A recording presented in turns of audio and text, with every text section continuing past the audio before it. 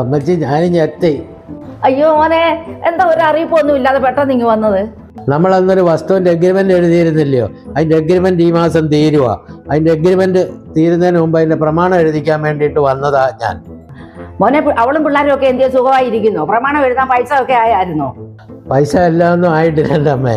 പിന്നെ ഇവിടെ കുറെ സ്വർണ്ണം ഇരിപ്പിയല്ലോ, അതെടുത്ത് നമുക്ക് എന്തെങ്കിലും പണയം വെച്ച് ശരിയാക്കാം. നമ്മളെ 5 ലക്ഷം രൂപ കൊടുത്ത് എഗ്രിമെന്റ് എഴുതിയല്ലോ അല്ലേ? ആ പൈസ അങ്ങ് പോകത്തില്ല. എത്രയും വേഗം നമുക്കത് എഴുതിക്കാം.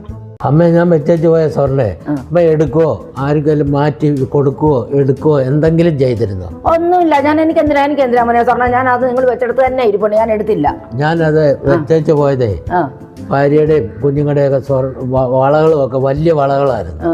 ഇപ്പൊ അതെല്ലാം ചെറുതായിട്ട് എനിക്ക് തോന്നുന്നു. എനിക്കറിയത്തില്ല എന്റെ മോനെ, ഞാൻ അറിഞ്ഞില്ല. എനിക്കറിയത്തില്ല, അത് അവിടെ ഇരിപ്പുണ്ട്. എനിക്കറിയത്തില്ല. ആ മാലയുടെ ഒക്കെ ലോക്കറ്റ് വലുതായിരുന്നു, ഇപ്പൊ അതെല്ലാം ചെറുതായിട്ടിരിക്കുന്നു. അങ്ങനെയാണെങ്കിലേ എനിക്കതൊന്ന് കൊണ്ടുപോയി ജുവലറി കൊണ്ടുപോയി ഒന്ന് ചെക്ക് ചെയ്യേണ്ടി വരും. എനിക്കറിയത്തില്ല മോനെ.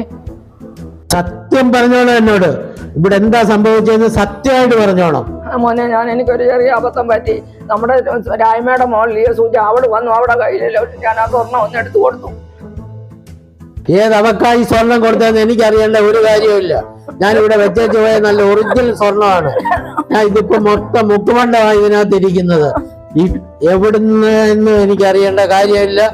എളുപ്പം തന്നെ സ്വർണം കൊണ്ടുപോവാ, അല്ലെങ്കിൽ ഈ സെക്കൻഡ് ഇവിടുന്ന് ഇറങ്ങിപ്പോ. എന്റെ പൊന്നു മോനെ, ഞാനിതൊന്നും അറിഞ്ഞില്ല മോനെ. എന്നോട് ക്ഷമിക്കും മോനെ, ഞാനിതൊന്നും അറിഞ്ഞില്ല. അവിടെ വന്ന് അത്യാവശ്യം പറഞ്ഞ് 2 തവണയായിട്ട് കൊണ്ടുപോയി തിരിച്ചും തന്നു. എന്റെ ജീവിതമായി ഇതിനകത്ത് ഇരുന്നത്. അത് നശിപ്പിച്ചതിനെ ക്ഷമിക്കാനൊന്നും പറഞ്ഞാൽ ഒരു കാര്യവും നടക്കത്തില്ല. എനിക്കറിയത്തില്ലായിരുന്നു. എന്റെ പൊന്നു മോനെ, എന്നെ ഇറക്കി വിടല്ലേ മോനെ. ഞാൻ എവിടെ പോകാൻ? അവിടെ എന്നെ കളിപ്പിക്കുമെന്ന് ഞാൻ എനിക്കിതൊന്നും അറിയണ്ട. എന്റെ ജീവിതം തകർത്തത് ഈ സെക്കൻഡിൽ ഇവിടുന്ന് ഇറങ്ങിപ്പോക്കോണം.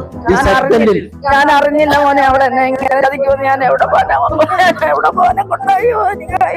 എടീ മുതുകല്ലി സുജേ, നീ എന്നെ വഴിയിൽ ഇറങ്ങിയല്ലോടി. നീ എന്നെ ഇങ്ങനെ കളിപ്പിച്ചല്ലോടി. നീ എന്നെ ഇങ്ങനെ കളിച്ചല്ലോടി.